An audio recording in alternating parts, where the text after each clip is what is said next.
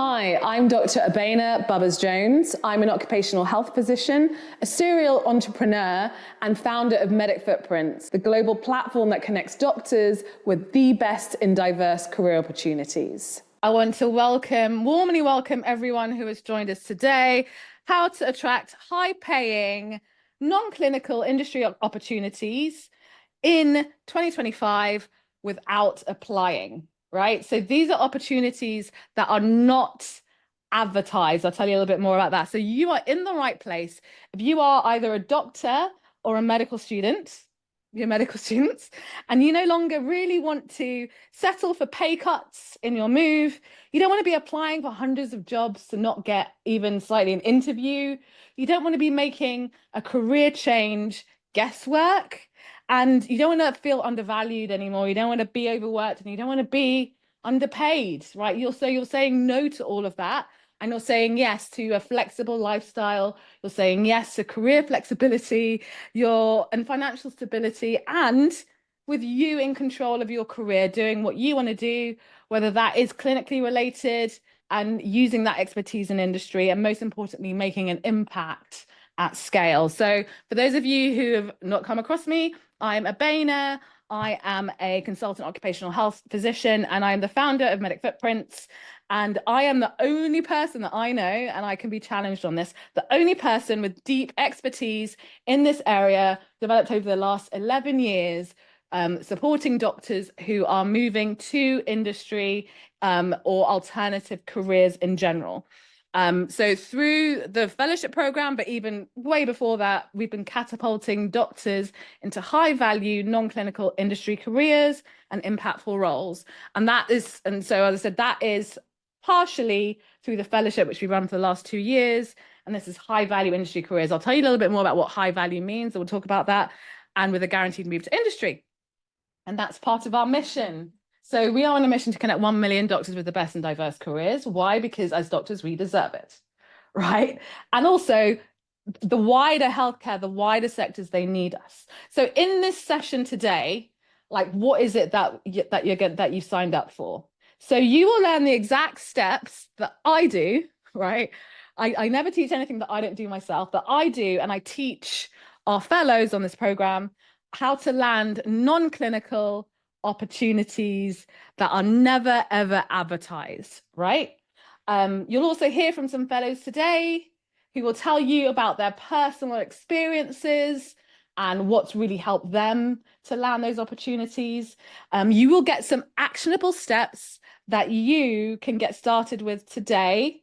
And that includes how to network professionally. So I know a lot of you are like, networking, that's just something that people do just to get jobs. But like, how do you actually do it? It's another skill. So a lot of these things about learning new skills, new concepts, and like taking maybe 1 or 2 things and trying them out, right? So I won't expect you to remember everything, but see what you can pick up and then use as soon as possible. It's about action. That is where you're going to get all the information from. And then obviously we have some Q's and A's. So if you have any Q's and A's in the process of this, I'll take some breaks occasionally to go through them. But please, please, please put them in the Q's and A's box. All right, so that helps us to track our Q's and A's, make sure your questions get answered. And if I do them live, great. We've got other fellows here who can possibly answer some of these questions. So please do use that box. And so is everyone ready to get started? Can you put in the chat box just to make sure that everyone is listening? Are you ready to get started? Yes, ready, yes, Private OH, ready, yes, let's go. Great, okay.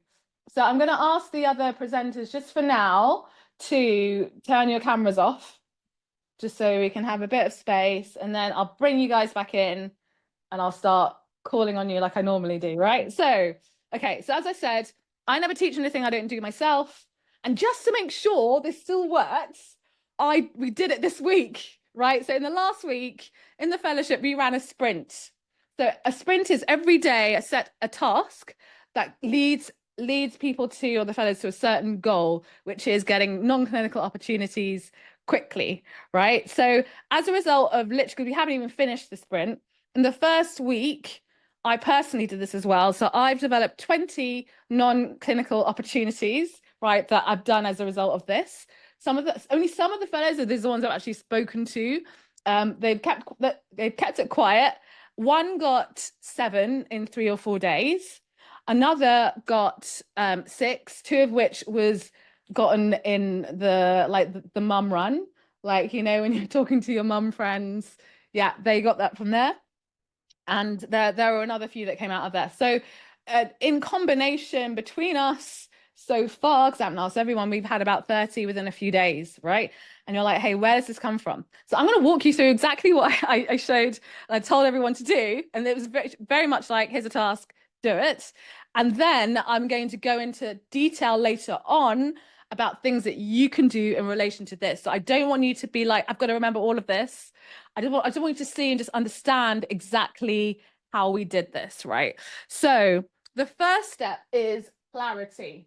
So this is the piece that all doctors, I'm going to say most, but I say all doctors really struggle with at the beginning. It's like knowing exactly what you're doing, who you're serving, what you want to do, what the benefit and the outcomes in. So the first thing I ask is, who is your most valuable audience?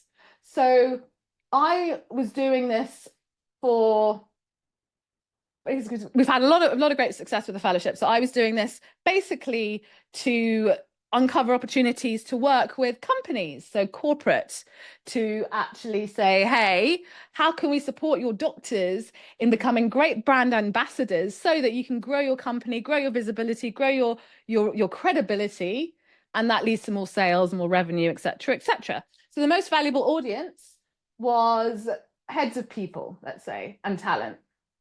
So these are the people that I was speaking to. The second bit is a clarity statement. So clarity statement is like what you would see on a headline in LinkedIn. So everyone knows what I mean by headline. It's like you've got your name and then you've got like the line under it. So for us and for me, the clarity statement, actually, let me just get this up because I literally put this together this week. The clarity statement is, I help health and life sciences brands become globally trusted by empowering doctors to become their greatest brand ambassadors, right? So I'll talk about how I put that together, but that's fairly clear and short and to the point as to what I do. So the second is just being very clear on, sorry, the third is the problem. So actually, I should have put this up here to be fair, but when people move into industry, they think, right, I want to get into this role, like medical affairs. I want a medical affairs role, or I want a consulting role. But at the end of the day, if you want to go down the high value route, talking about high value, right, you've got to take a different approach. And we'll talk about why high value in a minute. So for us, it's about understanding what is the problem of your main audience. So for us, it was the heads of people. And the problem that the main audience had was visibility and credibility, and not having enough people shouting about the brand, right? So hence going back to the clarity statement that I put together. The dream outcome that my audience wants. So heads of people in health and life sciences, what do they want for the company? They want to have a growing company. They want to sell. They want to attract really great people, right? That's the outcome they want. They want to be the best company in the world, whatever that is. And so when you talk about a dream outcome, it's like a Hawaii, right? So when you talk about, hey, what do you want to achieve and go on holiday? I want to go to Hawaii. I want to go to the beach. I want to just be relaxing. That's what I want out of my holiday. What you don't tell them about is the crap that you have to go through to get there. So long airport queues, getting on a plane, being in a cramped seat, having crappy plane food, etc., etc. You want to really talk about what is it they're looking to get from working with you, right? So for mine, it was all about the Hawaii, or the dream outcome was that better credibility, visibility, so they could sell more, so they could grow more, and they can get better talent. And then the mindset. So, especially being a doctor, right? You think, especially at the beginning, but actually this never stops, by the way, you think, oh no, why would they buy from me? Why would they want to employ me? Like, you know, what do I know? I know nothing, right? And for me, in this exercise, I was thinking, right, these fellows, they're really keen, but what if they decide they're not going to do anything? And I'm just doing this on my own. And also, I'm really busy. I'm really tired. Like, what if I don't finish this myself? What do I look like? But then I reframed that again, because mindset is everything. It really determines my success in this program. I reframed it to actually, this is a great opportunity for them. I can only invite them. The ones that are really, really dedicated, they'll go for it and they can be held accountable to make sure they finish it. But also I can learn from this process and make sure that what I'm teaching and showing them to do still actually works if I tell people the steps, right? So again, that's a mindset piece.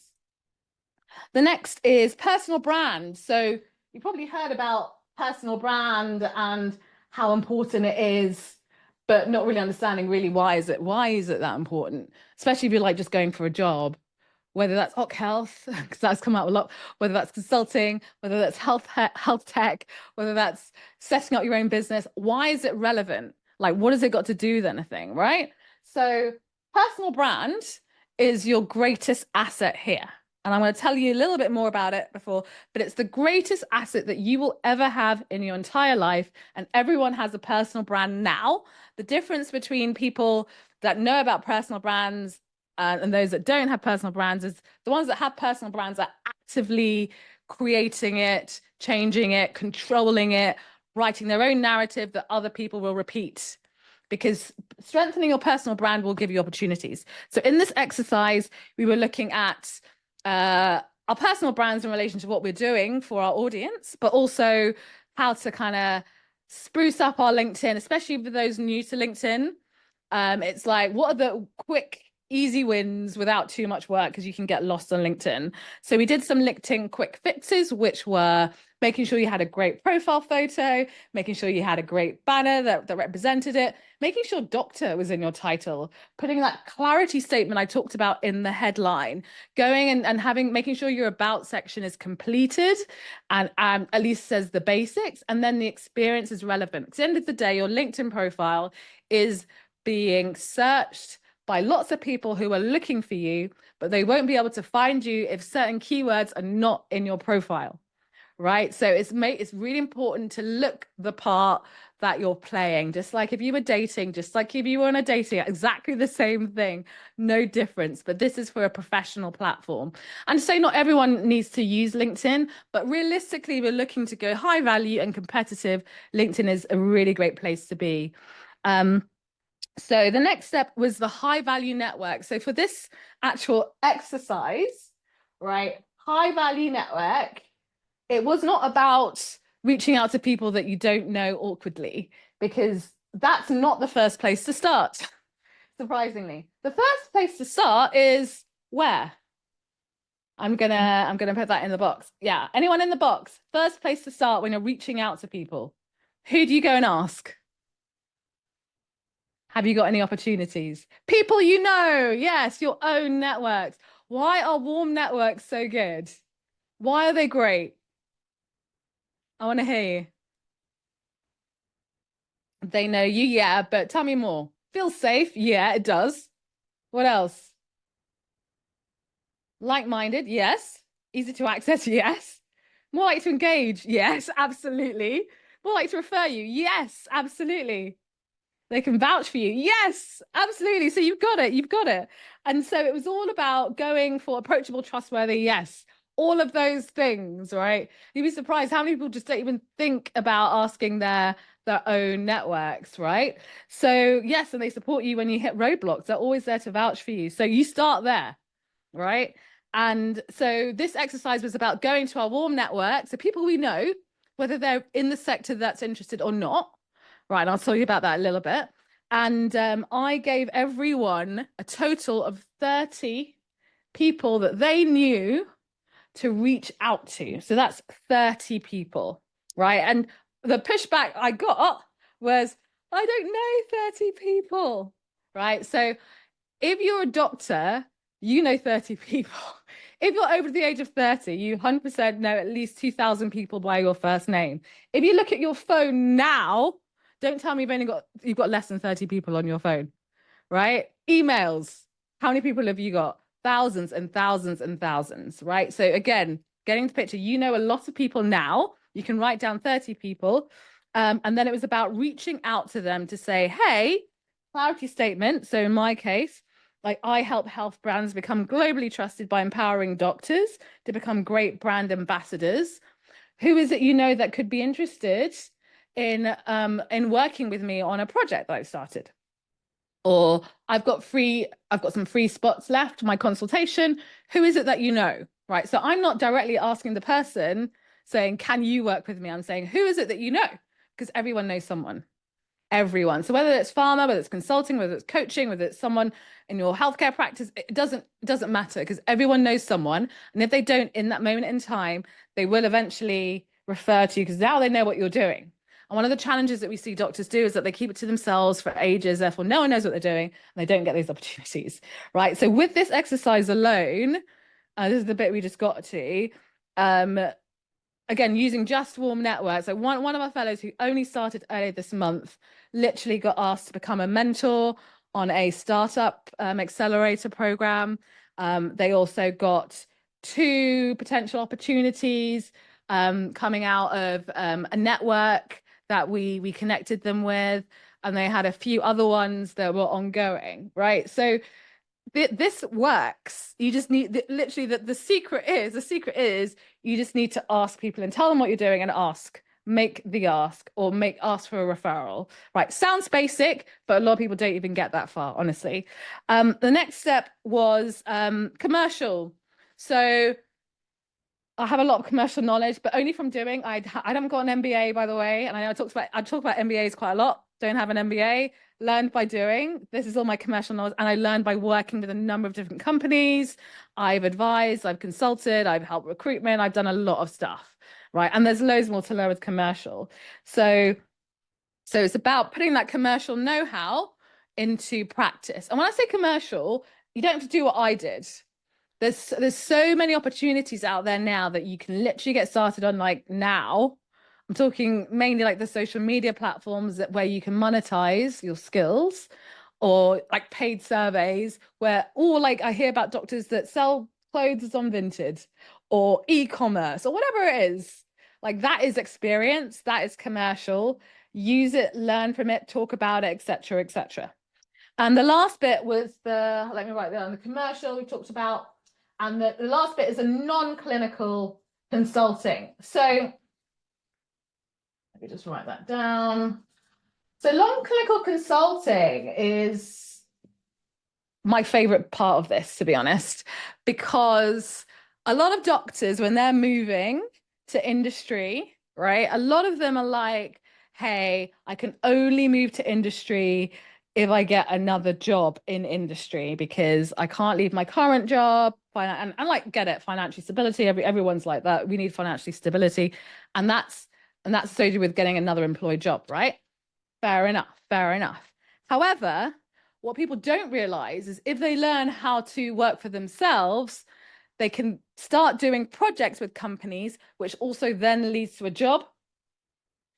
That's never advertised, by the way. So again, like, as I said, instead of just applying for jobs, which you can also do, if you actually start selling your own expertise, so what's in here now, you don't have to do any more qualifications, because a lot of companies are looking for clinical expertise. Start selling that as a sole trader. You don't have to start a company to do this, right? It's literally your time, right? You can then start building relationships with people, and then they will decide whether they want to work with you or not. You decide whether you want to work with them or not. And then boom, suddenly an opportunity occurs. And then it's like, hey, do you want this? We're trying to get more people to join our company. Or, hey, I've got another company who is looking to hire. Are you interested? That happens all the time. And a lot of these jobs will never, ever, ever be advertised, right? So going back to this is how you get in. So it's so important in the non-clinical consulting that you learn how to do that, so you have options. And you can get to those non-clinical, and, you know, I see people who have, because actually at one point I had both an employed job and a self-employed job. I had options. And I know that if I end up in a job, decide to go for an employed job, I end up in it and I don't like it, I am not stuck in that job until I get another job. And we know how difficult that can be, just moving from job to job because of the finances.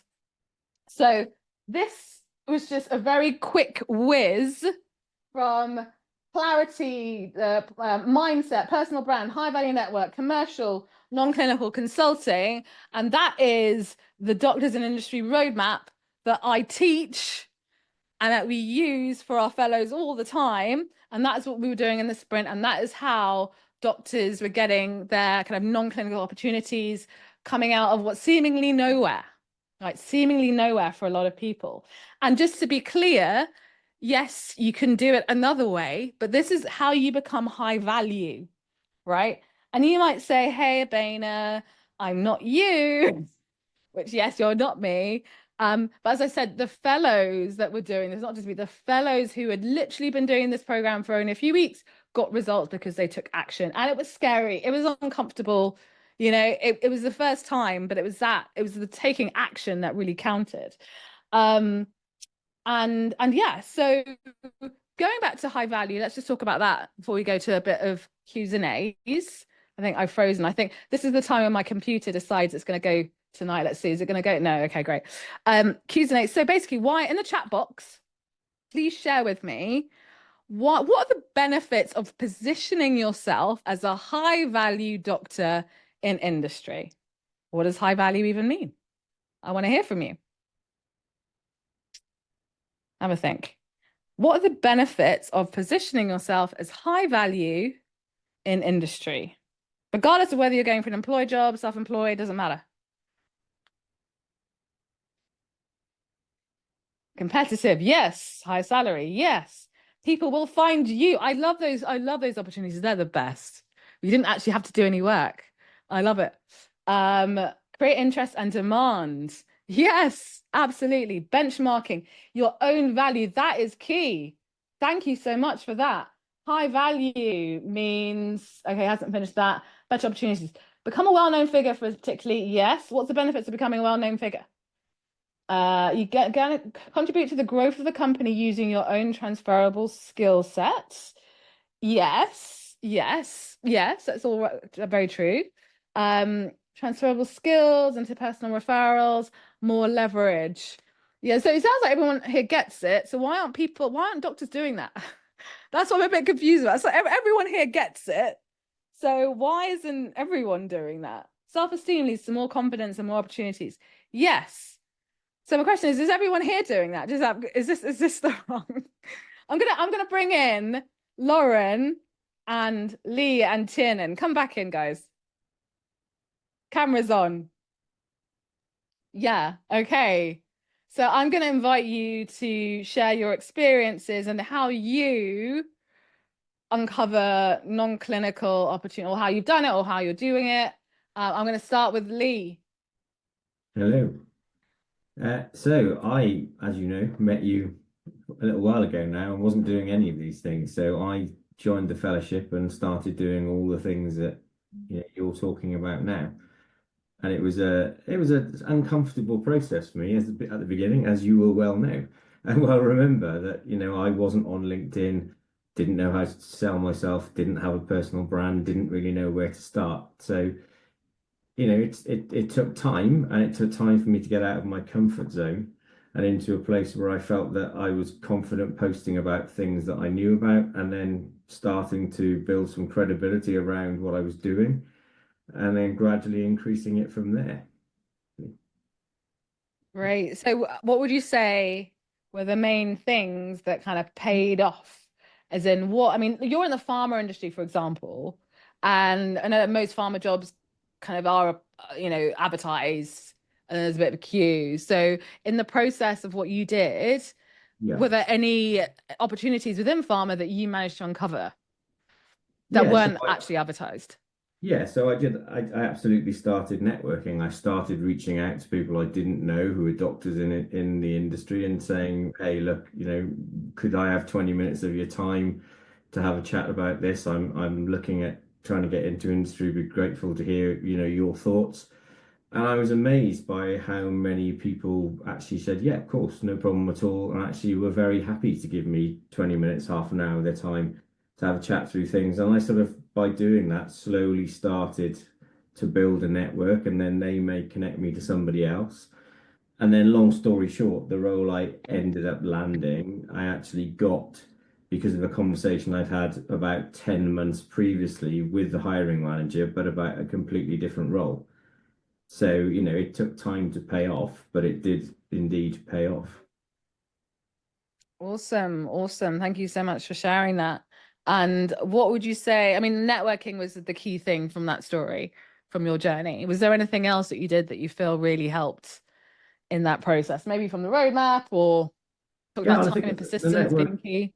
networking was key, but also building my brand as someone credible. My main interest was obesity. So, you know, the role that I've landed is in the obesity space. And so when you make contact with someone, inevitably they will look you up on LinkedIn.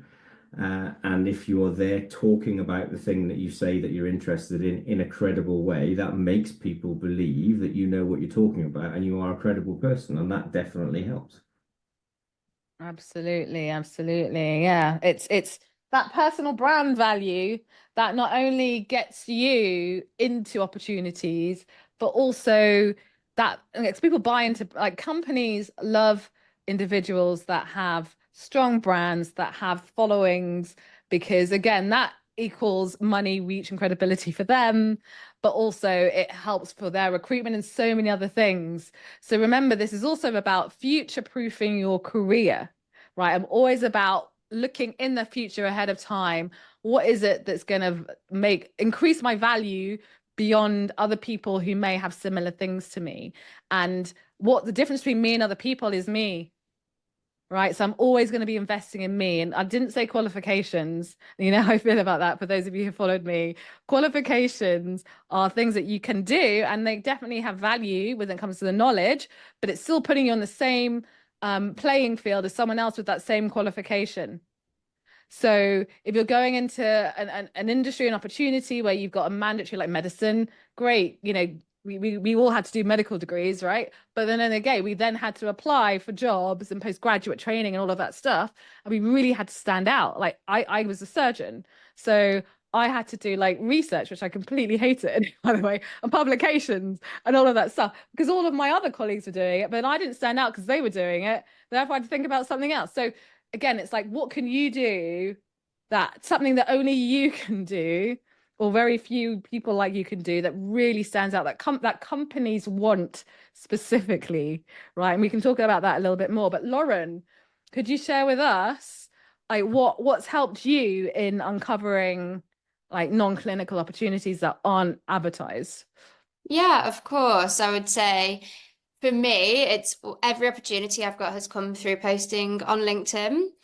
And being able to show a clear message, being really clear in my clarity statement and focusing on my niche, which is femtech. So for context, I'm a gynecology doctor by background, and now I'm a femtech consultant. So I essentially started by posting on LinkedIn about different events that I've been to, because honestly, posting on LinkedIn about myself made me feel really uncomfortable to begin with. And it's something that I still find a little bit uncomfortable, but I do it because I know that's where I can get the results from. And I had a really big breakthrough when I decided to be quite vulnerable on LinkedIn and talk about my career change and post about myself. And then opportunities from startups came to me, essentially. I would say as well, networking. I will have conversations now with so many people, and I'll ask for help and ask for advice in ways that I didn't necessarily do before. Yeah, that's it in a nutshell. Great. And so no, I hear that. And it was that vulnerable post that literally went viral, right? And so like, just to outline, what is it that you talked about? Like, what did you actually talk about that kind of grabbed people's attention? Yeah, sure. So essentially, I left obs and gynae training almost a year ago now. And then I started posting on LinkedIn about different femtech events I was going to. And I almost felt like I wanted to say, right, I was working in obs and gynae, which gave me a really big passion for women's health. And I did value all the time that I spent there. But I'm suffering with burnout and my mental health wasn't great. So it was time for me to change. And I think part of me felt a bit like, oh, can I say I've changed? What about people that I've worked with before? What will they think? And I was like, I'm just going to do it. I'm just going to rip the band-aid off and say sometimes in life you've got to pivot. And now I'm working in femtech. It's opened up so much for me. And I'm actually really interested in other things as well. And I posted a picture of me and my dog. You and your dog. Yeah, it was just so human. And so and it's a common challenge, especially if you're new to LinkedIn. It's like, what do I write about? I've got no idea. I don't know anything. I'm not credible. All of those things. I'm not nearly credible. That's the top thing I hear from doctors, to talk about what I want to talk about. But I've seen so many people just talk about things because they're passionate about it. They're just interested in it. I've seen medical students just talk about with interest and passion about user experience, whatever it is. And we see that same pattern everywhere on different social media platforms. You don't need to be a highly qualified professional to really be able to attract a large audience, get opportunities, and get interest. So thank you so much for sharing that. And it was interesting because, at that time you were already working with a company, and then all of these other opportunities flooded in. And so again, like, you never really had to go through some job boards to get these opportunities, right?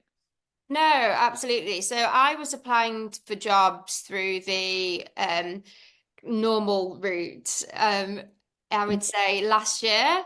And I had a couple of interviews, but they never went anywhere.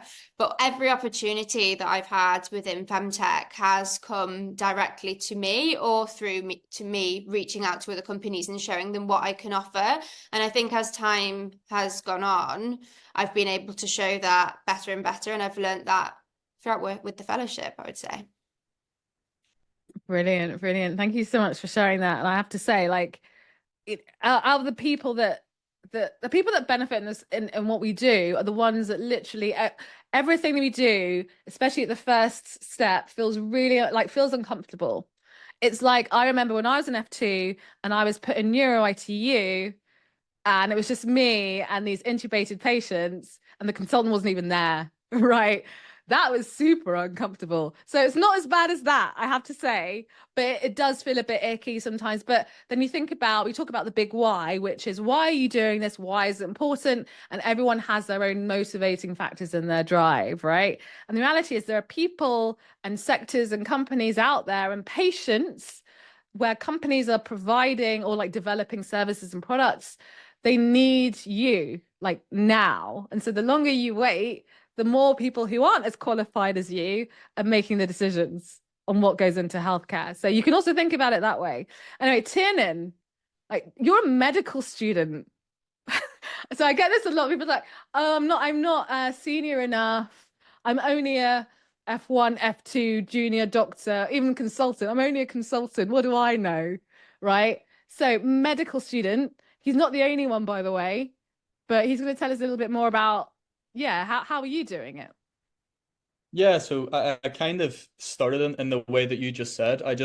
I found things like marketing, so social media, email marketing, all that sort of stuff really interesting. So that's what I started talking about and on LinkedIn especially. And I just made myself do it. So I would just post about something that I found interesting and just keep showing up consistently. Interestingly, I haven't had any posts that went viral or anything like that, but Mm. half of the companies that I've worked with over the past 2 years have reached out to me on LinkedIn. And out of those people, none of them have ever liked or commented on any of my posts. So they're just kind of lurking in the background. So You should I get would Lauren to do your marketing, mate. Yeah, so I wouldn't be put off if people are like, oh, I don't want to post, or I've got not that many followers, or people aren't liking my posts or anything. It hasn't really made a huge difference for me. I mean, everyone wants to get that viral post, but yeah, just showing up and talking about the things that you know about and are interested in has helped a lot. Yeah, so the secret is showing up with a very clear clarity, a clear narrative on what you do and how you add value, and doing it again and again and again and again and again and again and again. I've been doing that for 11 years. right? And I'm still doing it. That's how I've got known, not only for being an alternative careers, but also for occupational health. And I've seen the numbers of people, doctors going to occupational health go like this over the last few years. When I first started doing it, no one even knew. I didn't know what it was. Now I see a lot of people here are like, oh, hell, right? I'm sure that I've had something to do with that, because I've been evangelizing it for a number of years, and it is a great opportunity, not as secret now, and also more difficult to get into now because more people know about it. So when you think about, should I start, should I wait? The longer you wait, the more competitive it will be for you to get to where you want to go. So the question is, do you want to go through that competition, or do you want to be one of the, I say earlier, at this moment in time, there are lots of doctors doing this, but not enough are doing it down the high value route, as we talked about. So how can you leverage what you have now and really position yourself so you're always at the front of those opportunities that you absolutely want? So I can see there's 2 questions in the Q&A box. And then I'm going to then talk about those actionable steps that you can take today. I don't need to be there. Tim doesn't need to be there. Lee doesn't need to be there. Lauren doesn't need to be there. That you can do on your own and get started on this and get some results. Because when I see people that get results, I celebrate. You don't have to be working with me to get results. I've seen lots of people who I've never met who are getting results. This is what I do. This is what I love. And that's what gives me joy. So I'll tell you a bit more about that. So how do I build credibility with my personal brand?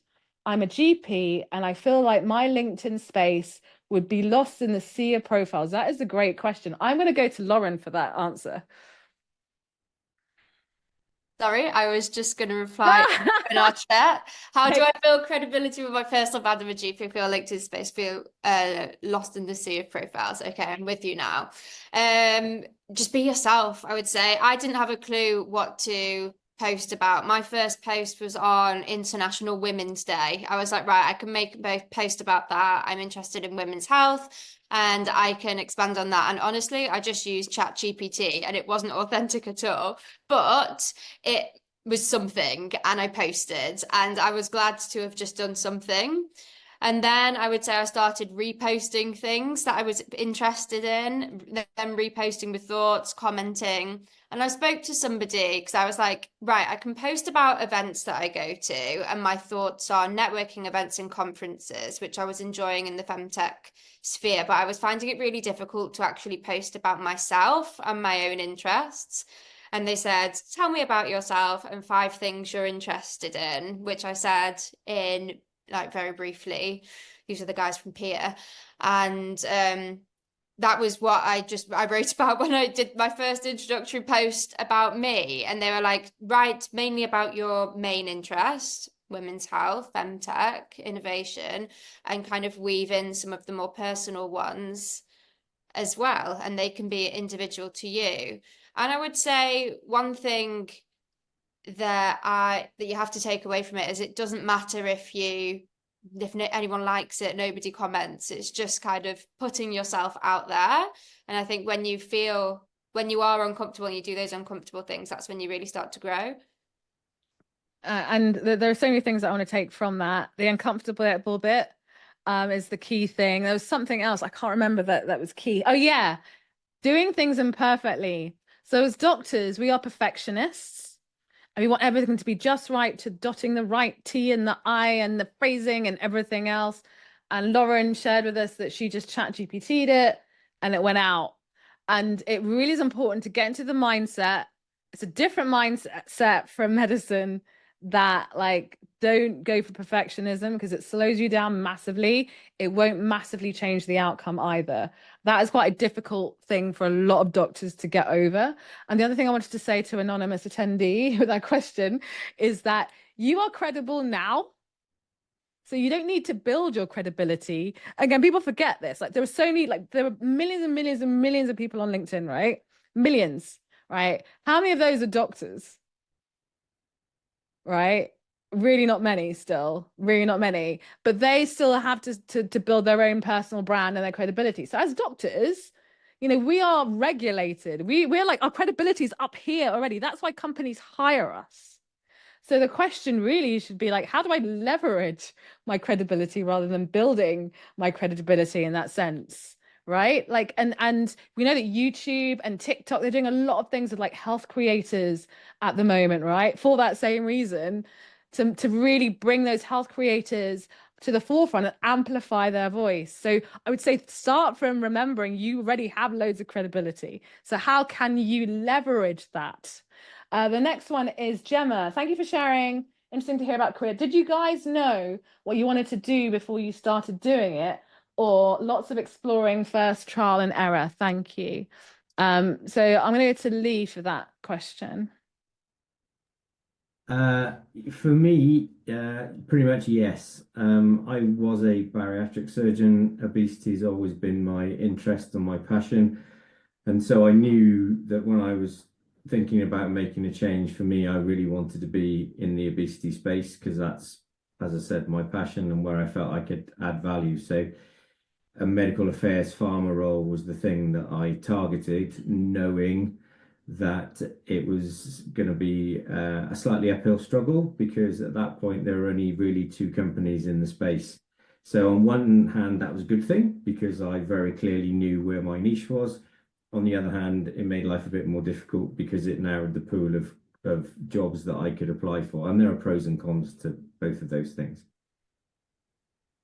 Yeah, thank you so much for sharing that. And the reality is, like, we see a lot of doctors, again, the clarity piece, who just don't know what they're going to do. And that's fine as well, because they use a fellowship, for example, to explore, because there's a whole variety of, they know they want to move to industry, they're not entirely sure. We help them get the clarity. We have doctors who are like, I definitely want to do this. In a lot of cases, I definitely want to do pharma, right? We get a lot of that. And then literally within like a week or two, it's like, actually, I don't want to do pharma. I can see there's actually more out there that is a better fit for me and my passions and my interests. So the great thing about life is, like, you don't have to stick with anything having explored it. You can always pivot at any time. No one's going to stop you or question you or challenge you. I had one of the fellows today who was like, yeah, but if I change my mind, what's everyone going to say? They're going to say nothing because they are not focused on you enough to care. That's the reality of it. No, it sounds bad, but that is the reality of it. They're going to say, great, so tell me more about what you're doing now. That is the answer. So if you're thinking that, that's the reality, and I promise you that's the case. No one's gonna like have a go at you because you changed your mind. And the great thing about our fellowship is that it's the same process regardless of what you want to do. Irene says, can you say what someone should know in advance to start as a consultant? Knowledge, skills, if they previously have just clinical experience. So I can answer that. And so, I mean, what consultants are supposed to provide to companies? So when you say consultants, I assume you're talking about consulting. Let me know. Consulting is a very simple term. It took me years to really understand what the hell it was because it was just overcomplicated for no reason. Consulting is basically giving your advice to someone who's willing to pay for it, right? So it literally could be anything. Like I could be like, right, I know more about this pen than you do. So if you want my advice, then pay for it. And then the person would say, okay, cool, I'll pay for it because I really want your advice. Or they're like, actually, I know more than you, so I'm not going to pay for it. That's literally as simple as that, right? That's consulting. So even as doctors, maybe not so much in the NHS because we don't see that whole transaction of value and because of the NHS or public sector. But if like you're in a private company, like you're being paid for your time and your advice, and patients are coming in to see you, right? That's consulting as well. At the moment, we work with a number of paid survey companies who are doing market research for health and life sciences. They want loads of doctors to consult by filling in surveys or giving some of their time that they, with the knowledge they already have in their area of interest, in exchange for money. That is consulting. So think about what is it that you could get into that you can basically sell your expertise today that someone's going to pay for it. And there's so many opportunities, limitless opportunities in industry where companies will pay for your advice, especially just from a clinical perspective. So I see a lot of doctors when they're getting into industry, especially health tech, digital, whatever, consulting, whereby it's just they go in with their clinical knowledge and that's value enough, right? And a lot of people don't, I kind of forget that as well. Like what you have now is enough to get started. Right. And people do pay for that. I am going to move on just because I want to make sure that you get those actionable steps, and then we're going to go back to some Q's and A's. So I've told you what I've done to uncover non-clinical opportunities, and we've told you what our fellows have done as well. I've told you about why high value, and you've told me about why high value, but some people have said, well, I haven't done anything high value. Why is that? We haven't uncovered that. But what we're going to talk about is actionable steps. So simple things that you can either think about, but most importantly, do, that will get you results if you do it. So I'm going to just caveat, like everything, there's the good news and there's the not so good news, which is the bad news, right? So the good news is it's actually, once you get into it and you're open to it, it's easy to learn. It's just another skill. We've done medicine, guys. That's all I can say about that. It can be done quickly, and I say that because we get these results again and again. Tell fellows to do it, they do it, they get results, right? Transferable, we talked about, people have commented about how beneficial transferable skills are as well. So it can be transferred to anything in life, not just medicine, not just non-clinical, anything. You could use it with your family members if you wanted to. So that's the great thing about it. The bad things about it, in order for it to work, you need to actually do something, not just learn it, do it. So you only really get results when you're taking action. I talked about imperfection earlier. It's no room for perfectionism here. You have to get over it. We support that, but that's something that you really need to start letting go of gradually.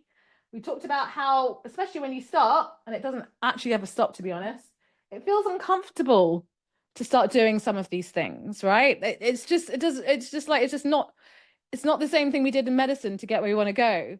But what I've learned over time is that getting into uncomfortable territory means that you're growing, you're learning, and you're getting to what you want. But it takes time, and it stops being so uncomfortable after a while, I promise.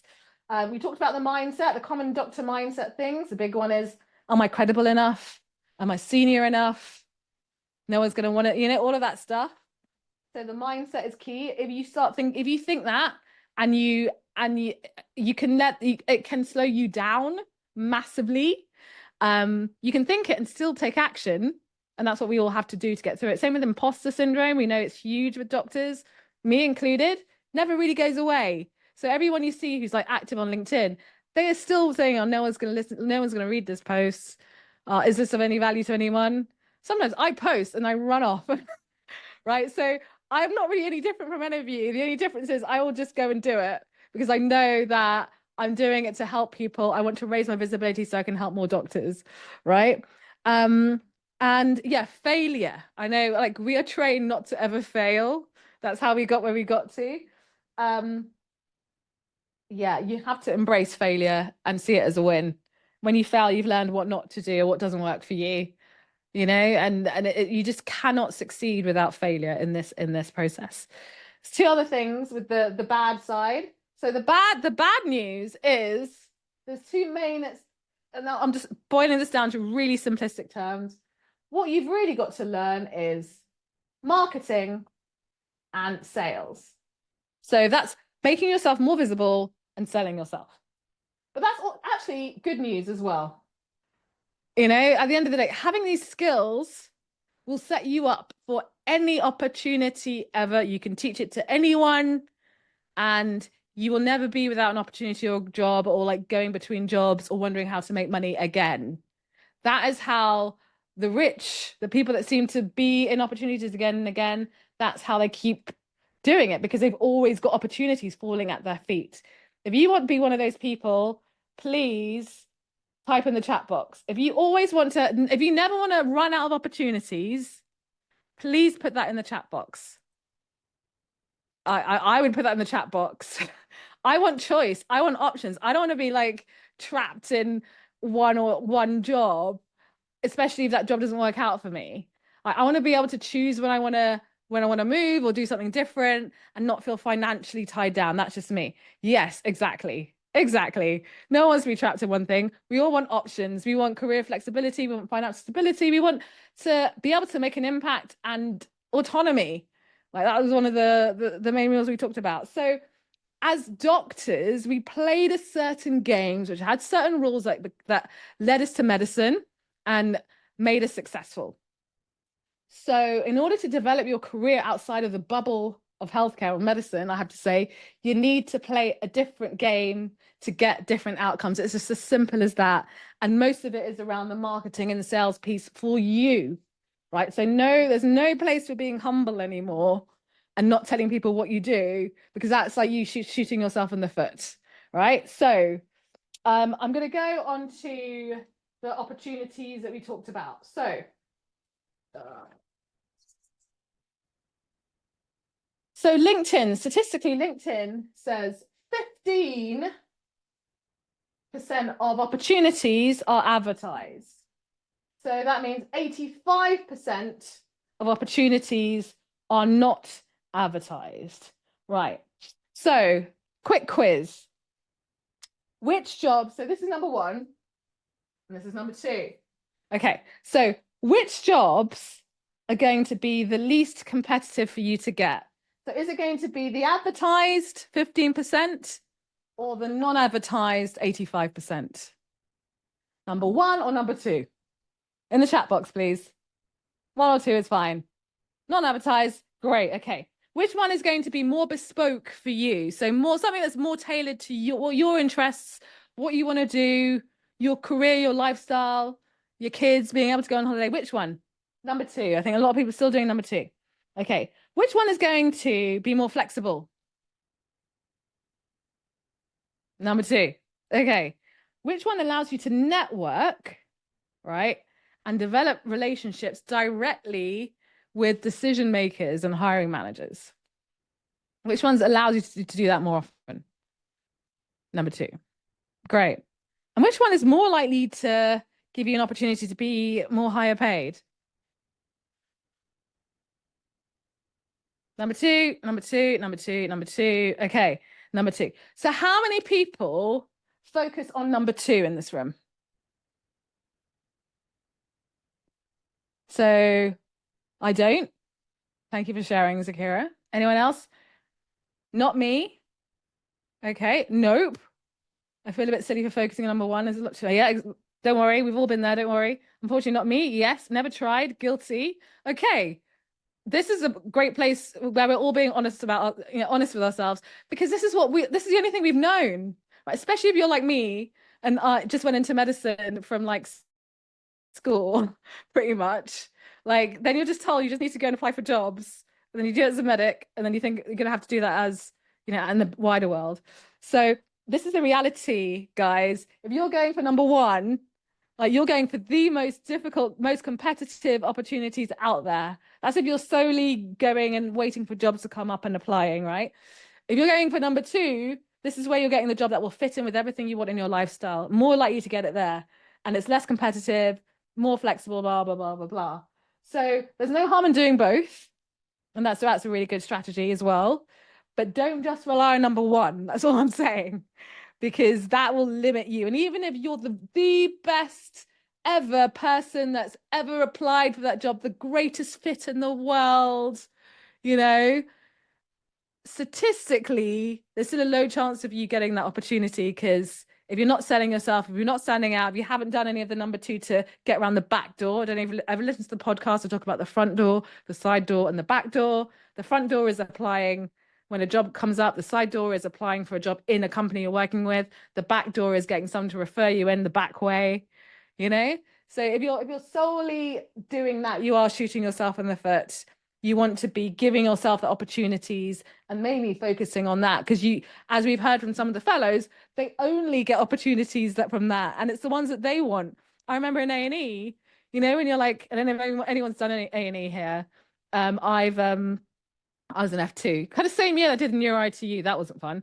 But basically, I remember like you get your list of patients and you were told not to cherry pick, because you were like, there'd be a case that you get was like resus, and I'd like, oh yeah, I really want to get that. And then you get another one, which like UTI, for example, and I'd be like, ah. So how about if your life was like that? So you could choose the work that you wanted to do, and you didn't have to do stuff you didn't want to do. That's number 2, guys. So I split this up into the different types of opportunities very quickly. The opportunities, number one, is for someone else. So opportunities that are created for someone else, the opportunities that are created for people like you, and there are opportunities that are created by you, and there are opportunities that are created for anyone. So I'm going to put that as 1, number 2, number 3, number 4. Okay, so which opportunity are you most likely to go for? Which opportunity would you prefer? You said, like, basically you've got a dish of opportunities. Which one? So 1 is someone else, an opportunity for someone else. 2 is an opportunity for people like you, similar to you, but not quite you. 3 is for an opportunity by you that you created. And 4 is an opportunity for anyone who happens to see it. Which one? Number 3. Everyone's going for number 3. Anyone going for any of the other ones? Right. So, yeah, 3, 3, 3, 3. Yeah, so we all want number 3. Right, I want number 3. I'm living number 3 right now. This is what I love. This is what I've been doing for a long time. And I still love it, which is a bit weird because I'm usually the kind of person that does move around, but I love it, right? But out of the people that do number 3, which opportunities are you actually going for at the moment? An opportunity for someone else, or people like you, or for anyone? But anyone is jobs advertised, basically. Yeah. So we need to change the way that we approach this, right? I think we all agree on that. But it's really important to think of this in real terms as to what you're doing and how that's not matched up with what you actually want. And that's the key. What is it that you want? All right. So I'm gonna write about, there's 2 things that you need to focus on. There's 2 main things. I'm gonna really simplify this, right? So there's you, and then there's your network, right? So these are the 2 things that you focus on if you really want to get those non-advertised great opportunities that are preferably something that you can create for yourself, or something that comes up that's really suited to you and is a great fit, and you haven't got loads of people that are going for the same thing. So it's a bit of a lottery whether you get it or not, right? So let's start with you. Right, so what are the things that, this is great because like you can actually change this like today, right? Or start working on this today. So the first thing, which is what we covered in the clarity, is a niche. Right. So niche, what is a niche? Can I put that in the chat box? What is a niche?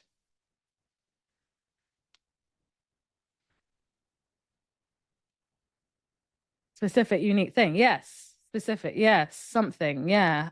Expertise. Very specific. Okay, great. So you know what a niche is. Why is a niche valuable? Why is a niche valuable? I'm actually going to go to the fellows as well. They can share with me why their niches are valuable. Cameras on really quickly. Tiernan, you're first.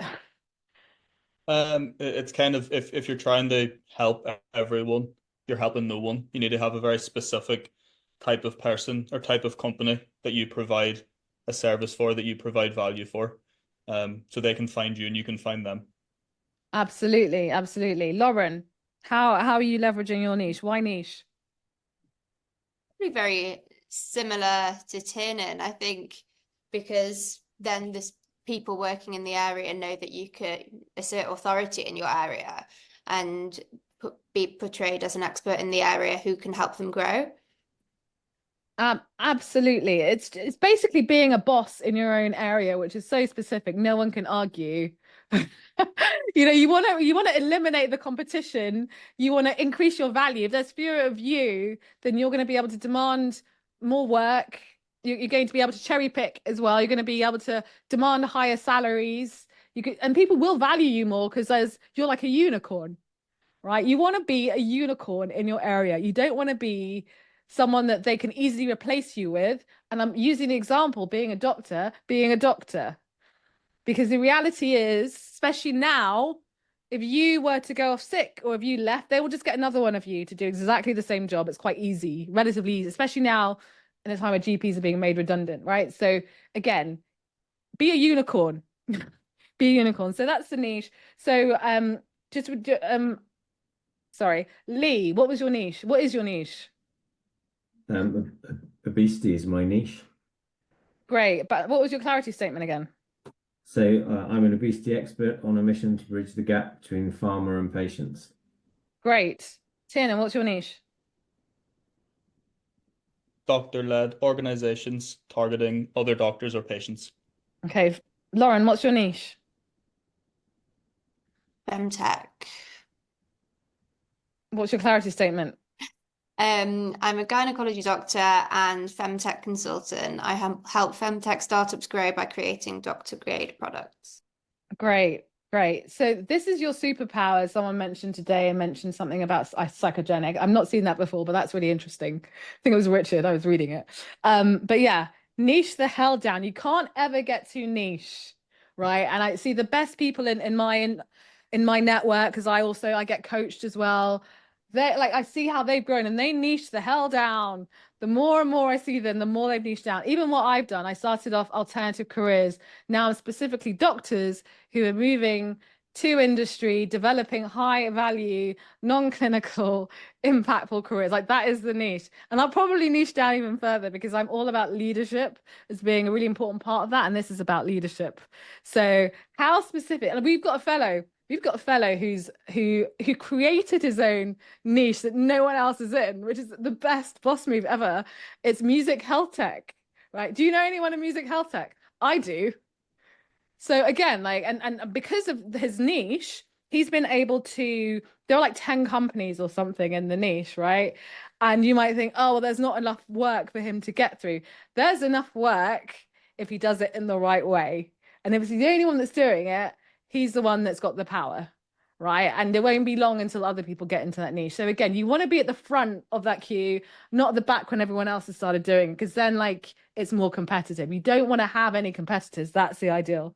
And so the other bit is your mindset, and we talked a lot about that. I'm not going to go into that again for the moment of time, but the key is if you are going in saying, you're going in with your niche and saying, this is what I do, you need to believe it. And you need to own it. And I'm saying that specifically because I pretty much every doctor I start working with or speak to, they're like, oh, well, I can't say that. I can't say that. I'm not credible enough. Because the reality is, if you don't believe it, the people you're talking to aren't going to believe it. You have to value yourself so that you can get what you want. And again, we're coming from a place where we don't feel valued. And so it takes some time to get into that mindset. I have to say, it's taken me years. But again, it's really kind of getting someone to say, right, you can do this, you are credible, and people will see what you want them to see, right? Just like as doctors, we show what we want people to show us, and we've practiced. So this takes practice. The other bit is selling. I talked about sales and marketing, but this is about selling you. You are a product. You're selling your services as a product. Whether you're going in as an employee, you're still providing your service as a product in exchange for money. If you're doing it as a business, you're creating different products from your business. It could be you, it could be someone you're hiring. So productize yourself, see yourself as like that, and then get into the point of selling yourself, right? And I talked about personal branding, right? Again, going back to that, who is your most valuable audience, right? What is the biggest problem that audience has, right? So I'm going to go to my audience, which, let's say as doctors, the biggest problem they have is really understanding how they can change careers in industry, but still getting that flexibility, that financial stability, and the autonomy that they really want. Because no one wants to get burnt out again doing something else. And getting into those jobs, right? So I am tackling that problem. I'm supporting doctors. And so you came to this event pretty much because you know that I know your problem. I've lived the problem and I can help you with the problem, right? If I don't understand the problem, you probably would not be here because I'd be saying something else that you didn't relate to. So it's really important that you understand that problem deeply. And the other is I know what the dream outcome is. So a lot of doctors are we talked about the Hawaii earlier. So the Hawaii equivalent for doctors is they want great, flexible, careers well paid in industry. That is the Hawaii. What's the Hawaii for your audience, Lauren? So the Hawaii, the problem, I've put problem streamlining medical expertise into products. And if the products are not clinically accurate, this can impact user trust, lead to churn, and impact growth. Great. What is your Hawaii for your audience, Tiernan?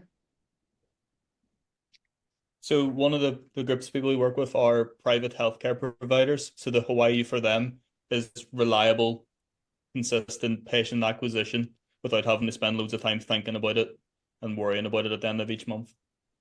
Brilliant. Lee, what is a Hawaii for your audience, which are big pharma? How are they benefiting from your advice? Is getting really good treatments that are novel actually out to patients on the front line. That's the real challenge, and that's why they need me. Absolutely. So there you go. So the question is, you can be thinking about, what is your Hawaii for the people that you're looking to serve, or the industry that you're getting into? What's important to them? If you don't know, ChatGPT it. That's how I answered everything. ChatGPT, make an assumption, and then go out there and test your assumption, just like you were doing any research. Right? Null hypothesis, hypothesis, same approach. And selling you is the easiest thing to sell, in the sense that you don't need to do anything else. You've already got the clinical knowledge, you've got the experience, you've got the network. People buy people, people hire people because of their networks. So I'm talking about the personal brand, and that's your greatest asset. If you've got a big reach and a big following, companies are like, come and join me. I don't care what you do. You've got this great network that we can sell into, right? That is an asset. So, you know, your time, if you want to, and the easiest thing, I always said, the easiest thing to get into, if you don't know what to get into to start with, is your time. Sell your time and your knowledge that you have now, right? And that is also how you get jobs. And this is why there's a lot of resistance there. I've got to wait for a job.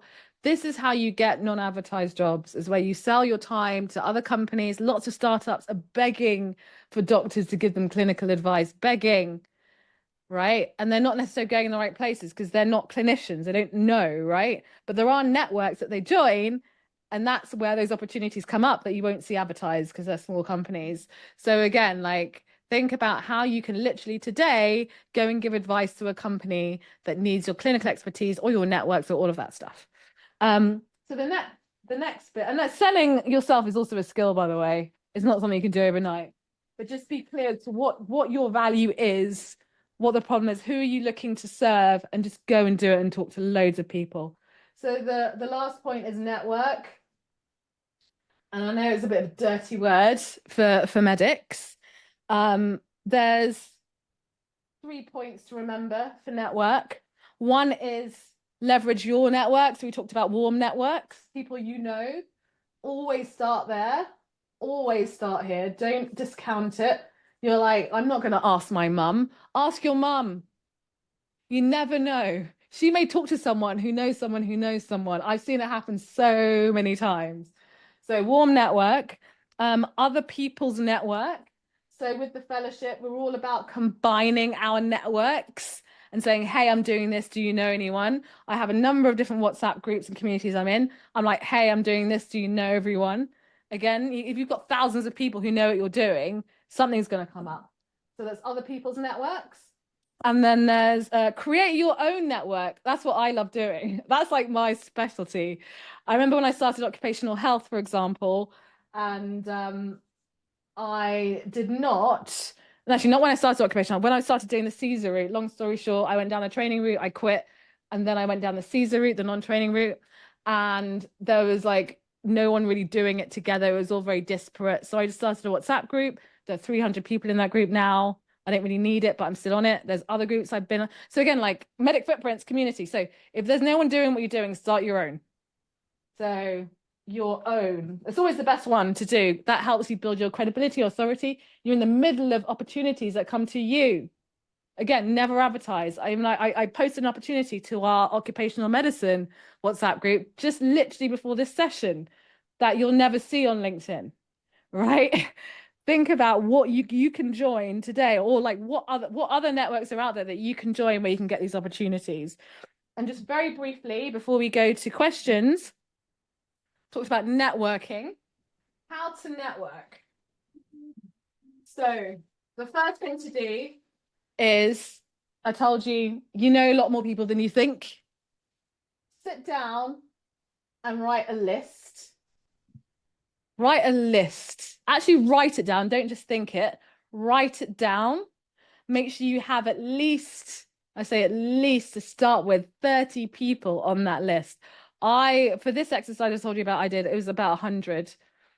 Because I know more than 100 people, and I've got like databases and databases of thousands. But if you're like, I'm not sure, get out your phone and just check your WhatsApp. Who have you WhatsApped recently? Who have you emailed recently? Who have you spoken to recently?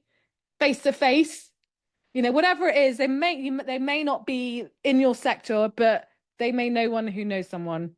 So write down that list and then start talking to people and say, this is what I'm doing. I'm helping people that are struggling with this problem, and this is the outcome they get. Do you know anyone? And people, as you said, people want to help you. They want to help you. And if they can't help you now, it could land at any point in time in the future. So don't discount it. Right. So make a list. Number 2, and again, doctors fail with this one. Follow up. So whenever you're having any conversation with anyone, they reach out to you and they don't get back to you, don't assume that they hate you and they don't want to hear from you again, because they haven't said that. You need to follow up. So there's a phrase, fortune is in the follow-up. I know lots of companies have followed up for years, and opportunities have landed for years. Lee, similar to him, like he applied an interview, didn't get it, kept in touch, referral, opportunity came up, he got it. So don't ever stop keeping in contact. It's about relationships first, and that's where the opportunities come. So don't stop following up. Someone once said to me, follow up or die, or you die. That's when you stop. You may not have to go that far. Give yourself a number, but most people don't follow up and they don't get the opportunities. It's guaranteed you won't get the opportunity if you don't follow up. Get to a no. So again, if you are scared of asking, just think about it this way. No means great, I don't have to follow you up anymore. You saved me a heck of a lot of time. And yes means great, there's opportunity there. So it's win-win, regardless of what you get. Win-win, right? And if you don't get any responses, that doesn't mean no. That doesn't mean no. That just means they haven't responded. That's all it means. And if you're like reaching out to a CEO or someone who's a decision maker in particular, they're busy. They've got loads of people reaching out to them, right? So it's really important just to keep going. And they expect now, especially this day and age, they expect you to keep following up if you're serious. So again, the people that don't follow up don't get the opportunities. It's the people that just keep, it's just like having a patient that's got some kind of issue, and they keep on calling up and bugging the secretary who starts bugging you, and they keep on, and eventually they get what they want because they're always there. And it's like, okay, fine, I'll do it just so you can stop bugging me. It's the same thing. And at the end of the day, as I said, in industry, it's seen differently. It's not like, oh, this person's annoying. It's like, actually, this person's interested. Let's see what they've got to say. So again, mindset, try and rework it. So yeah, we will answer more questions shortly, but this hopefully will give you, it should give you some key points for you to take. So the key takeaways for this session is opportunities out there are limitless. They're not limited. They're limitless. They're like literally, and remember, lots of them that you can create yourself. Change your game to change your outcome. Leverage your own existing warm network, and with clarity, being clear on what you're wanting, and keep on going, be persistent. And your mindset in this approach will make the difference between whether you get it or not. And we've talked about some of those mindset factors. So this is just a taster of what we do in the fellowship. And before we get to all the Q&As, which I'm really happy about, and happy to stay a little bit longer just to make sure we cover them. Like we help doctors move to industry faster. It's not for everyone, but it's a guaranteed move. And like, there's no other program that offers guarantees here. Like medicine offers a guaranteed job pretty much, but that doesn't always work these days as well. So it's for people who are like saying, doctors who are saying like no to pay cuts, no to being undervalued and underpaid, no to applying for hundreds of jobs and not getting anything, saying no to like career change guesswork, right? And saying no for waiting and procrastinating until like things get super competitive in industry, and then it's harder. Because I've seen how pharma has changed over the years since I've been doing this. Pharma was like, can you just get us a doctor? And now it's like, don't even bother, because like we've got loads of people, not even doctors, they are competing with pharmacists, you're competing with so many different people. They're not struggling. And they want doctors that have extra. And that's not something you can get through a qualification these days, right? So if you're someone that's like, actually, I'm going to change my game and increase my income potential, this could be for you. And as I said, it's all about taking action in your steps. So those things that I mentioned today, please, if anything, take action, right? And before you say, well, I'm too junior or I'm too senior, we have medical students in our program, we have consultants in our program. Like, don't let that be a barrier. We don't differentiate based on that. We don't care. It's mainly about, are you motivated? Are you committed to this journey? That's all we care about, really. And yeah, so I'll tell you very, very briefly before we go to questions. Our program is simply this: one-to-one coaching, mentoring as a group, and that's twice a month. That will probably increase. We have in-person events. Last one was at Accurix. We've got one tomorrow at Google that we're going to. And you've got this 24/7 community, and you've got this ready-made network you don't have to build on your own, right? And the value of this program at the moment is $5,995. And there's installments available, so you can start the program from $2,500. And in reality, it's November, it's end of November. We've been doing this for a few months now for this cohort.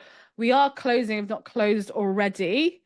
And because we are super full, I'm going to hand over to Tiernan to talk more about that, because he knows more about that than I do. And then we'll move on to questions shortly. Yeah, I just want to kind of reiterate that, because I sometimes think the guarantee aspect is slightly, I don't know, glossed over.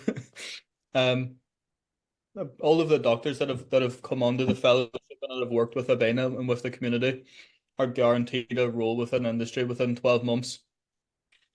Because usually if you were to apply for the program, there's a bit of an application process. And I think it's only like 17% of people get onto a call with Abeyna after the application. Because we're closing applications pretty much just after this call, and we're taking a break over Christmas for new applications before we start back up in the new year. We've kind of changed things around, and you can get straight onto a call with Abeyna if you are interested. I'm going to drop a link in the chat. It asks you a couple of questions, and then if it seems like you might be a good fit, you can get booked onto a call with Abeyna. I think you've got some slots open tomorrow, even, Abeyna, is that right? I don't know. I just live by my diary these days. I honestly, yeah, maybe. But I've just been like crazy busy. But yeah, because at the end of the day, like I know a lot of like everyone worries about costs these days. I worry about costs. And this is one of the few programs where you can actually make your money back on the program, after the program. Medic Footprints, we're growing. And actually at the moment, we're even hiring. We're hiring people. And who do you think I'm going to go to first when we're hiring? The fellows, right? I'm going to go to the fellows first. So again, some of the opportunities you'll probably never see. So it's the same, and a lot of companies do this. You only see them going out to market when they can't find anyone internally, because is it more expensive for them to go out to market? So again, it's like, you know, I'm here to help doctors make money. We talk about money as another one of our core areas all the time. We also, being occupational health, talk about well-being as well, because we don't want anyone to get burnt out. So it's like, how can we help you on this journey whilst being busy with medicine, life, anything else you want to put into it, kids? I've got 2 small kids. How can we help you do that and keep you on that road without like burning out, basically? Because like we're about sustainable careers. That's so important to me, especially in my profession. And yeah, so, and also there's another one last misconception before we go to Q's and A's. Doctors think I've got to leave medicine to get anywhere. Like, you don't have to leave clinical medicine. Lots of people do it because they love clinical medicine, but they want to make a greater impact. Got a GP partner who's like consulting, right? So you can do it full-time, part-time, sometime, anytime, it's your choice. It's your career, your life, your choice. But yeah, that's it. I think that's it. So I think with this offer, you get, so basically the next steps would be deep dive call with me. If you feel it's a good fit, if we feel it's a good fit, then we will go on to, we'll make the offer. And because it's December, we will offer you an extra month as a Christmas present to say congratulations. And on January the 1st, the price does go up 500 quid because we're growing, and we've had such great outcomes with and we're going to do more. So yeah, anyway, any questions from the chat box, but let's go to Q's and A's. So where does an IMG graduate, newly licensed, who has no NHS experience start from, but has interest in tech functional medicine? I see everyone here has worked in the NHS at least. You start from where your interests lie.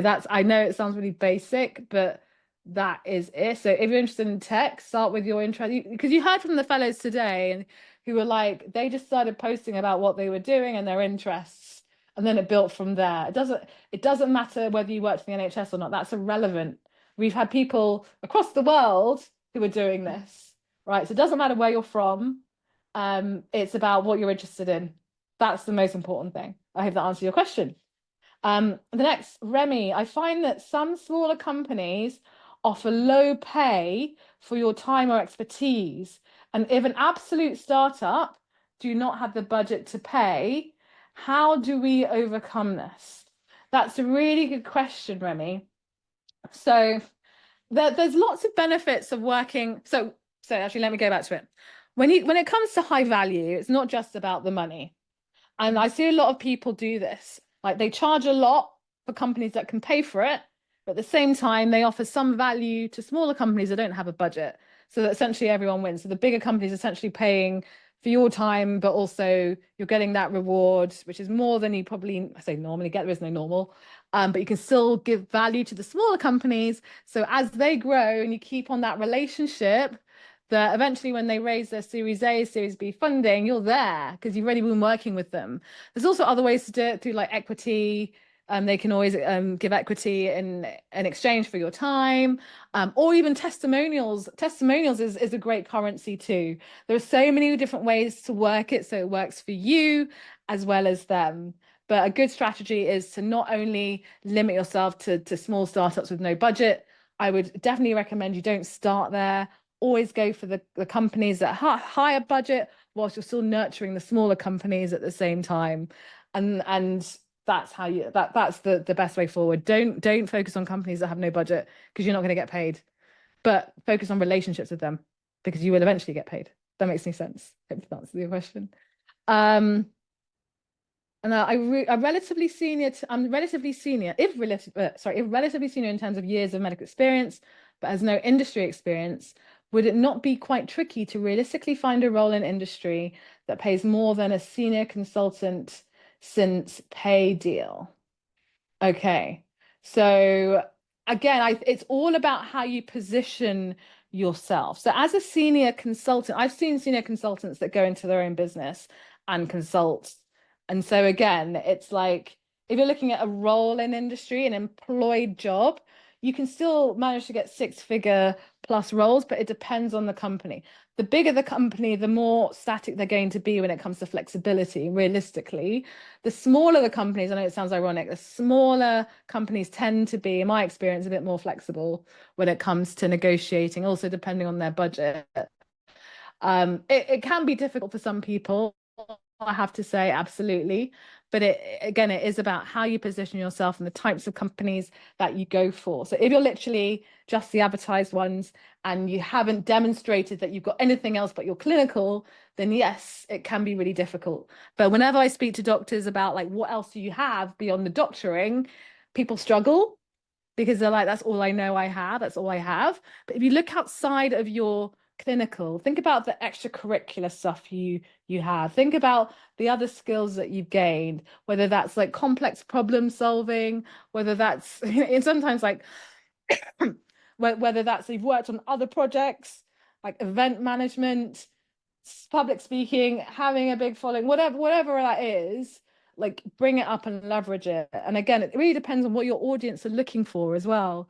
So a lot of companies are saying, we want doctors with commercial experience. We want doctors who are leaders and can manage teams. Like if you said, well, this is what I've done, this is what I can demonstrate, and I've got the clinical, and these are the outcomes that my team got under my leadership, then that's hugely valuable. Hopefully that makes sense. I know Lee's also typing something. Matt, I've got a strong passion for music. I was inspired by your mention of Gordon, who's the health tech pioneer guy, music health tech. I'd be fascinated to learn more about his role and any other roles that could link music. Why don't you just reach out to Gordon? You know, just reach out to him. I'm sure he'd be happy to have a chat. But yeah, I mean, it wasn't easy. I'm like, I've given you the high level version, and still in a journey. But yeah, the roles are not there. There are no jobs going in this area. He's creating those opportunities for himself. But have a chat with him, and like, there's always opportunities, I'm sure, to kind of collaborate in that sense. Love the explanation of business consultant, and it confirmed that I've been providing consults in causal conversation with people. Can I have the other fellows with me, so I'm not just answering the questions on my own? How to keep from providing free consultation or monetizing it. I'm gonna hand that over to Lauren, actually, so I can actually have a bit of water. So yeah. I was replying to a different one at the time. Oh, okay, sorry. Is why. How to keep from providing free consultation. I'm confused. I love the explanation of a consultant and confirmed that I've been providing consultation. Casual comments. Okay, so I think maybe go back to who you're providing consultancy with, and then try to have a conversation with them about the scope of what you're doing. Because I think for me, I will create a proposal which has scope of what I will provide, because otherwise there can be scope breach and you can be going out of what is expected. But I think, yeah, just an open dialogue with whoever you're providing consultancy with. And explain the situation. I think like starting off as free, like literally free, is a strategy. It's not a continuation. So it's a strategy to get your foot in the door, but also get testimonials. But you don't keep offering free forever. But again, it's about being very clear that this free arrangement is in exchange for a testimonial. It's not just free for the sake of free. Casual conversations, unfortunately, they happen all the time. But if someone says, can we have a chat for an hour or half an hour? You decide whether you want to do that for free, or whether you say, actually, like, this is worth my time. Like, I get invited to speak at conferences all the time, right? I've made a decision. I'm not doing it until someone pays me, unless someone pays me, because I'm a very busy person. And they're not going to offer that unless I say, right? No one says, oh, how much do you, yeah. No one says that. But if you say, this is my rate, or like like you have to set the boundaries yourself. That's how you monetize. Otherwise, people will just assume you're free forever. That is the way forward. Hopefully that helped. The Kira said, young family, is this doable? Am I using my kids as an excuse? It's a well-worn, reality. I talk about this all the time. As a woman, 2 small kids, are 2 and 3 at the moment. It's super hard to do medicine, business, alternative careers, blah, blah, blah. It's real. Like, it's an excuse, but it's real. It's a real difficulty, but it's doable. And I see this time and time again, women or families, people that have large families tend to do really well because they know how to manage their time. And time management is key to your success. Doing the things that will move you forward is key to your success, right? And that's where I talked about perfectionism. There's no place for it. There's really no place for it. So yes, it can work, but mindset, time management, being around the right people, managing your time, not getting burned out, doing the right things repetitively, that's what's going to get you the wins. Even like, today I was talking to a fellow, 3 kids, small kids, lots of leads this week. Another one talking to mums in the playground, 2 leads from those conversations. Leverage it. Is the successful matching employment rate in fellowship in regards to transferring to another employment in the preferred field with a decent outcome? That's quite interesting. Successful matching employment rate in the fellowship in regards to transferring to another employment in the. Could you please email me with that question, team@medicfootprints.org, because it also depends on the area, the field that doctors are going into, and it's really, really variable. So just to be clear, we are not a recruitment company in that sense. And opportunities come in different ways. So we talked about employed, self-employed. We talked about businesses. It's a whole variety of different things. People have wins just by building careers and authorities and credibilities, right? So not everyone's going for an employed job. But I can say in pharma, for example, out of the people that have gone for pharma and stuck with pharma, by the way, because there are people that have gone into pharma and didn't stick with it, it has been actually 100%. Because they stuck with it. Can I just be clear? One of them is Lee. One of them is Lee. Just thinking of pharma, but it depends on what field you're talking about. So please email team@medicfootprints.org. How many times a year do you hold the fellowship? So we have a rolling intake, which we're ending on the 30th. And we may open in the new year, but it depends because we are quite full at the moment. So yeah. Keep your eyes open if you're interested. What is the same question again? Where can I get help with running my social media? Ask Tiernan. Can you get examples of what a good pathologist, besides lab work, to stay in touch with the niche? One of our fellows is a histopathologist and is going into media and explaining things easily for kids in the media. It's a really interesting niche. Look up Vanessa Jabati. I've been a consultant surgeon for 6 years and keen to move to something non-clinical and bigger picture. My dream job would be to work at Google Health, bringing AI and cutting-edge tech to patients. My entire life has been spent diligently working towards a clinical career. Now I want to pivot. Do I just approach someone high up in the space on LinkedIn? So you just approach someone high up. Again, there's a routine. There's the tips that I shared today. That is what's going to help you really move forward. Find someone who works at Google who will talk to you and advocate for you and give you advice on what where your value could lie as well. And yeah, but it's easier to develop relationships with people in person. So if you can go to events are one of the key ways that people get opportunities as well. And again, it's through developing those relationships over time. So what would be your bullet point advice to a 4th year medical student right now? I would say if you're interested, just get started like yesterday. But I say it to anyone, to be honest. It doesn't matter what year you're in, just do it. I want my niche to be AI using ophthalmology. Interesting. And suggestions of companies, opportunities. I don't know that space for ophthalmology specifically. I can imagine there's probably a lot of it. I would say do your research. It's always about market research at the beginning. You can do that very easily on LinkedIn or Google or ChatGPT. That's easier, actually. That's like literally ChatGPT is my everything at the moment. Do you ever encourage people to go into a different non-clinical field than they were intending to? I never encourage people to do anything. They decide what they want to do. Like I am not, I do not push anyone to, because like at the end of the day, I'm a mentor. I'm also a coach. And the most important thing is that you come to the right decision for you. I can help guide you. I can't tell you what to do. Sometimes I'm like, this is what I think you should do.